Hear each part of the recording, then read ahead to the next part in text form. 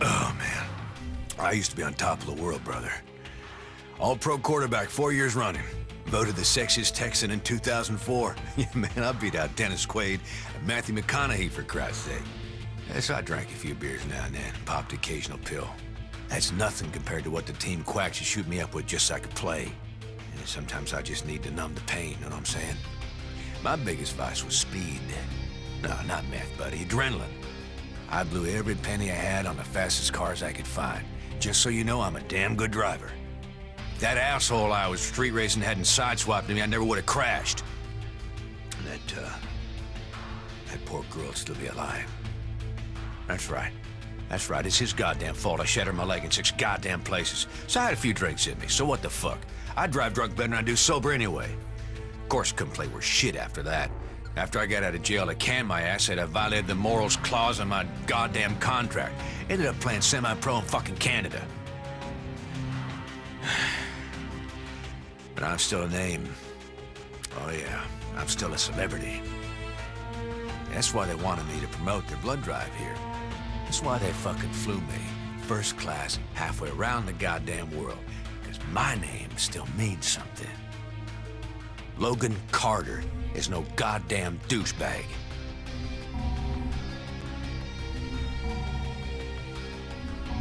I hate rich assholes, which is fucking ironic, since I'm expected to put my bloody life on the line for them.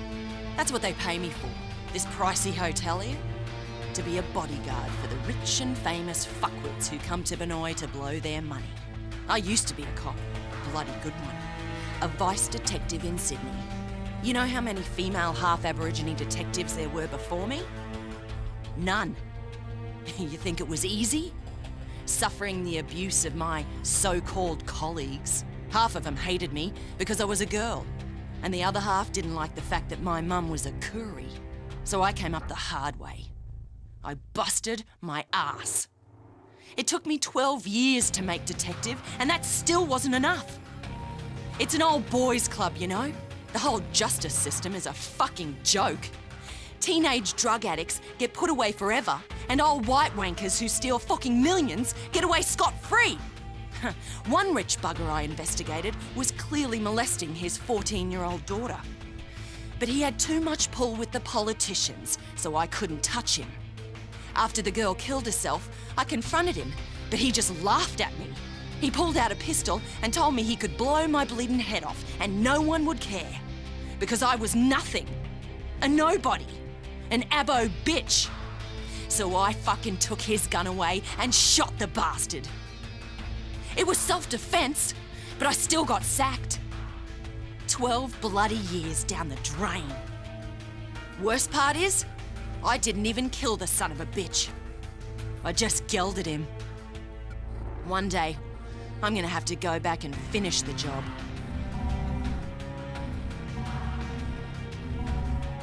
My father was a very great man, a chief inspector for the Hong Kong police. Even though he died when I was 10, I remember him very well. He was killed by an enforcer for the Wo Xing Wo triad, and I told myself then that I would follow in his footsteps and honor his memory. He taught me martial arts, and I continued to practice after he was gone. After finishing at the top of my university class, I joined the Hong Kong police and was chosen as part of the first all-female anti-organized crime squad. I worked hard. I did my best.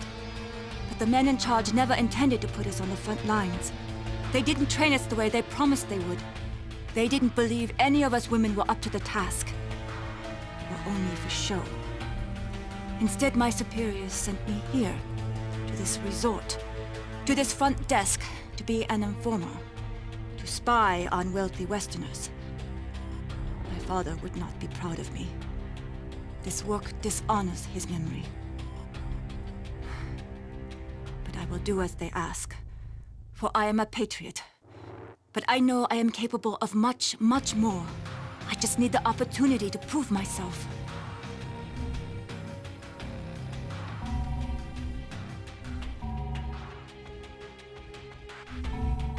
I grew up in New Orleans, lower Ninth Ward.